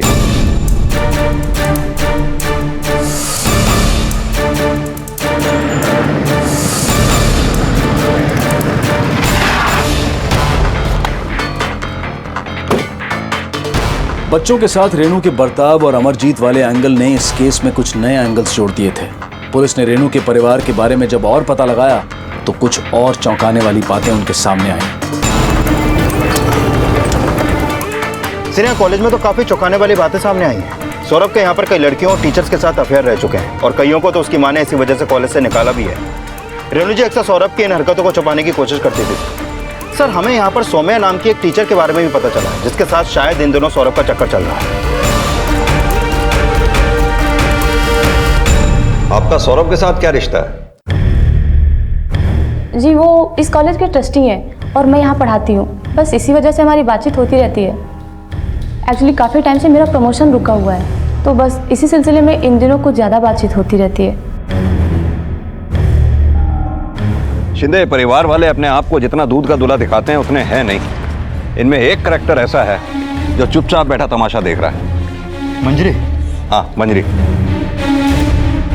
पति के बाहर इतने चक्कर हैं, ऊपर से सास का टॉर्चर, एक ऐसी शादी जिसमें वो कभी रहना नहीं चाहती होगी। मुझे लगता है इन सब में उसी का हाथ है।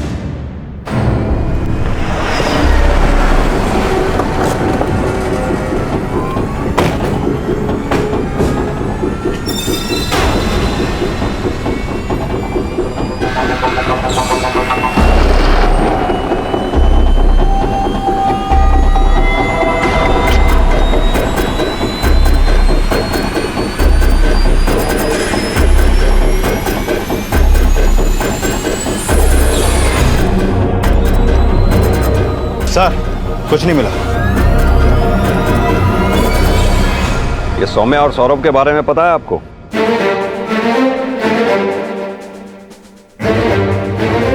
जी, मैं सौरभ के बारे में सब कुछ जानती हूँ।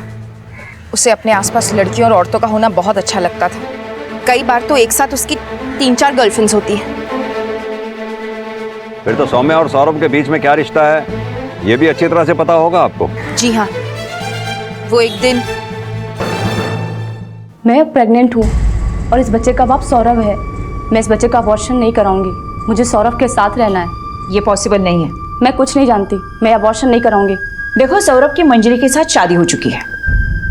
अगर सौरभ तुम्हारे साथ शादी करता भी है तो लोग दूसरी बीवी को क्या कहते पता है ना। देखो, अगर अपनी जीत छोड़ के तुम अबॉर्शन करवाओगी तो मैं तुम्हें 5 लाख रुपए कैश, साथ ही साथ सैलरी में इंक्रीमेंट और प्रमोशन दे सकती हूँ। फैसला तुम पे है।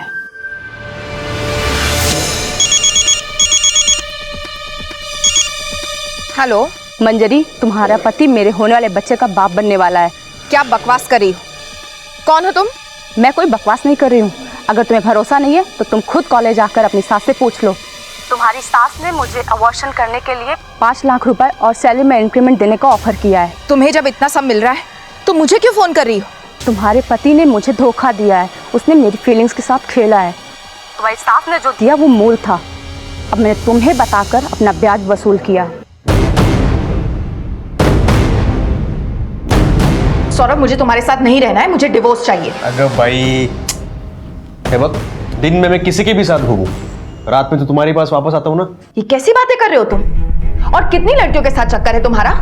मेरी कोई वैल्यू नहीं है तुम्हारी लाइफ में, मुझे तुम्हारे साथ नहीं रहना है बस। मंजरी, डिवोर्स की कोई गरज नहीं है। तुम्हारे नाम के साथ हमारी इज्जत जुड़ी है, उस पर बिल्कुल आँच नहीं आनी चाहिए। आज के बाद तुमने डिवोर्स का नाम भी लिया ना, तो देख मैं तुम्हारा क्या करती हूँ। फिर तो तुम्हारा बाप भी तुम्हें बचा नहीं पाएगा, समझी? उस औरत ने तो मेरी जिंदगी बर्बाद कर दी।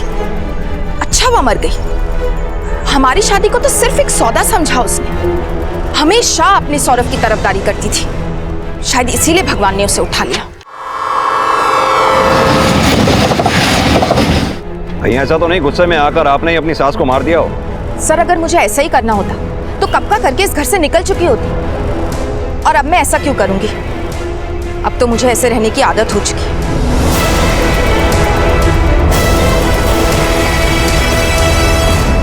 जो कुछ भी पुलिस को सौरभ के बारे में पता चला था वो काफी चौंका देने वाला था, लेकिन उससे भी ज्यादा चौंका देने वाली बात यह थी कि एक मां होकर भी रेनू सौरभ को सुधारने की बजाय उसकी गलतियों पर पर्दा डालने का काम करती थी।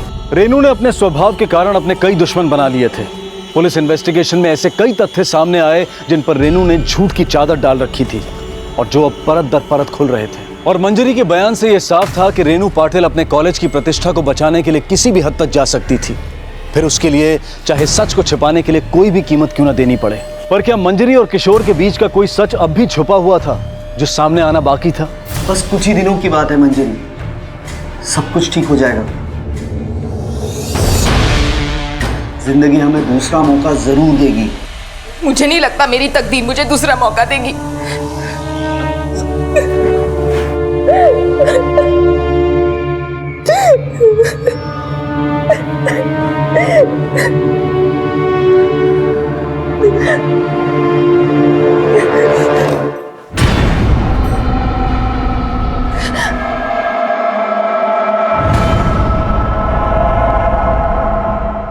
अच्छा कहना मेरे से मिलेंगे? सर एक खास बात पता चली है, जिस दिन रेनू जी इंदौर के लिए निकली थी ठीक उसी दिन से उनकी नौकरानी लक्ष्मी उस घर में नजर नहीं आ रही है। कहीं इस केस में उसका कोई कनेक्शन तो नहीं? देखो लक्ष्मी, चुप रहने से कोई फायदा नहीं। जब तुमने कुछ किया ही नहीं तो फिर डरने की कोई बात नहीं है। जो कुछ जानती हो सब बता दो। सब हमने काम नहीं छोड़ा था, रेनू मैडम ने हमें खुद निकाल दिया था। निकालने की कोई खास वजह? घबराओ मत, जो कुछ भी जानती हो सब सच सच बता दो। सब जिस रात रेनू मैडम इंदौर जाने वाली थी उसी दिन की बात है।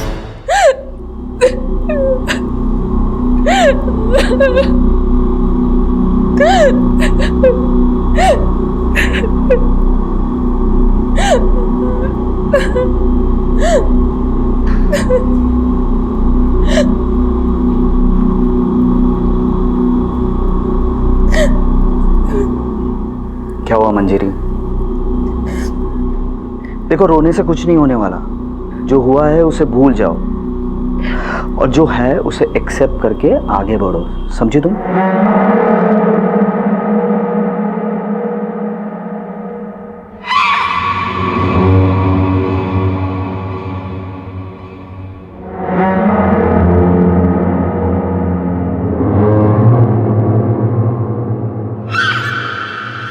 हे काय चाललंय तुमच्या दोघांचं? हाँ? नहीं आई, आप जैसा सोच रहे हो वैसा कुछ नहीं है हमारे बीच में, सच्ची कह रहा हूं मैं।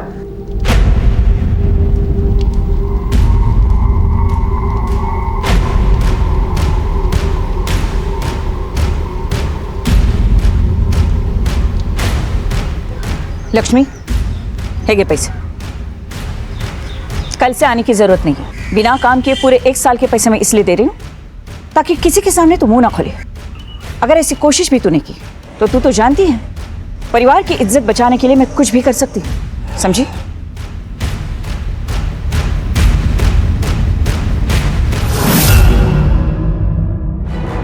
नहीं सर, आप जैसा सोच रहे हो वैसा कोई रिश्ता नहीं है हमारे बीच में।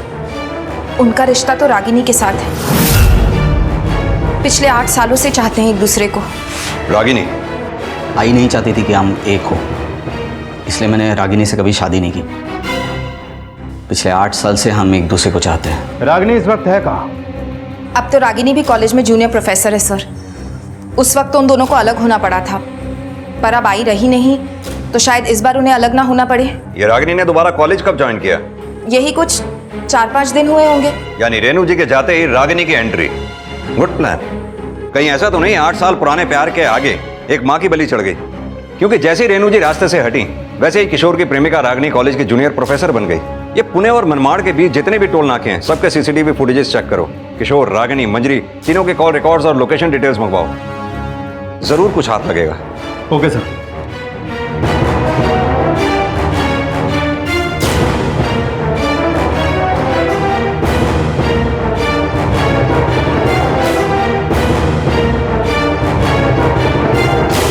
सर मैंने सभी टोल नाकों की सीसीटीवी फुटेज चेक की है। वहां से तो हमारे हाथ कुछ नहीं लगा, लेकिन कॉल रिकॉर्ड में हमारे हाथ एक मेजर कड़ी लगी है। क्या?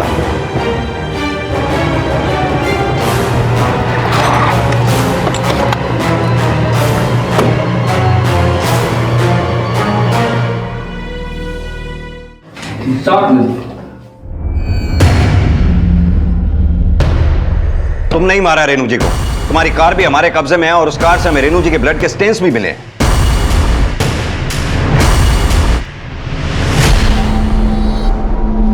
हाँ, मैंने ही मारा है रेनू पाटिल को। क्यों मारा रेनू जी को?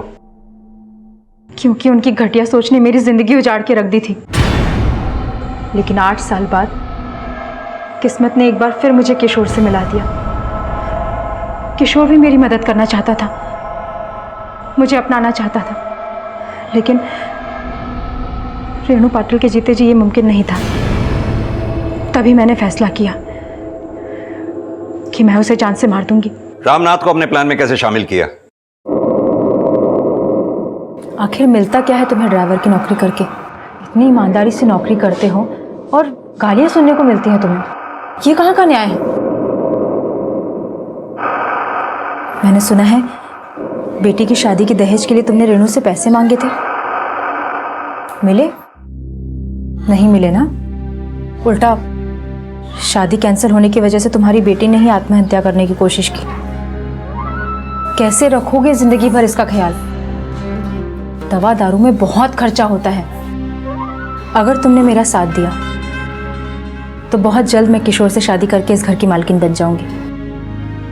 और अगर हमारा प्लान कामयाब हो गया तो तुम मेरे खास आदमी।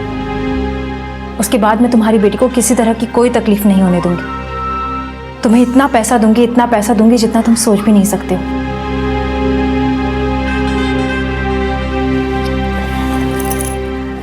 फिलहाल ये लो 1 लाख रुपए, पकड़ो। और जरूरत होगी तो मैं और दूंगी, लेकिन अपनी बेटी का इलाज अच्छे से अच्छे हॉस्पिटल में करवाओ। और तुम जो कुछ भी डिसाइड करो मुझे जल्दी से बता देना। एक तरफ बेटी की परेशानी, पैसों की तंगी, और दूसरी तरफ मैडम का खून करके जिंदगी भर अपने बेटी को सुख देने का लालच। मैंने मजबूरी में लालच का रास्ता चुन लिया सर, और मैडम को बंगले से लेकर स्टेशन पहुंचा।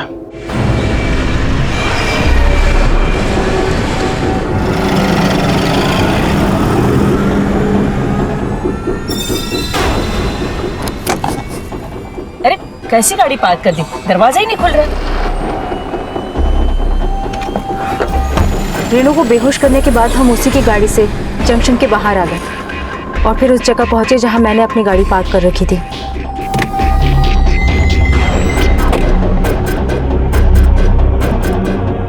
हमने उसे मेरी गाड़ी में डाला और फिर रामनाथ उसकी गाड़ी वापस उसके बंगले पर छोड़ने चला गया।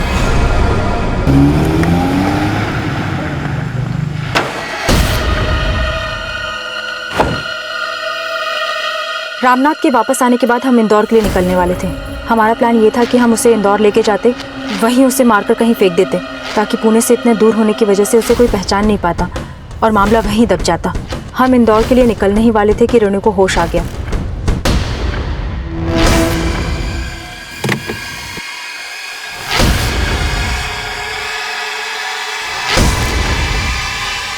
वो हमारे इरादे जान गई थी और हम इंदौर के लिए निकल गए। लेकिन मनमाड़ पहुंचते पहुंचते सुबह हो गई और आगे स्टेट बॉर्डर थी।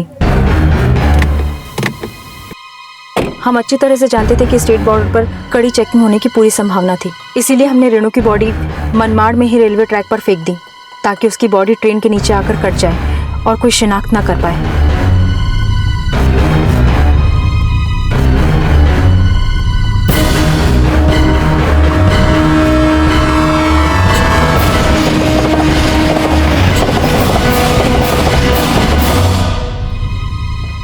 रागिनी, तुमसे कोई मिलने आया है।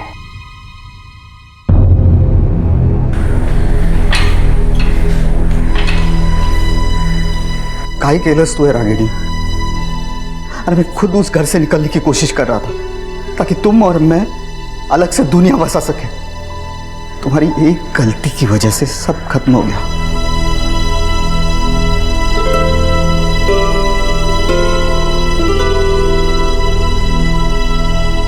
रागिनी ने इस मौत की साजिश करके अपने और किशोर के भविष्य को हमेशा के लिए खत्म कर दिया।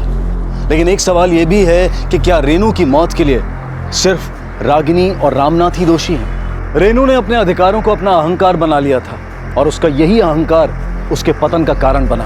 याद रखें, अगर बड़ों के प्रति आदर भाव रखना छोटों की जिम्मेदारी है तो बड़ों की भी ये जिम्मेदारी बनती है कि वो अपनी सोच, अपने फैसलों को छोटों पर ना थोपे। इसी विचार के साथ अब मैं अनूप सोनी आपसे विदा लेता हूं। फिर मुलाकात होगी अगले एपिसोड में एक और चौंका देने वाले केस के साथ। तब तक अपना और अपने परिवार का ख्याल रखें और देखते रहें क्राइम पेट्रोल डायल 100।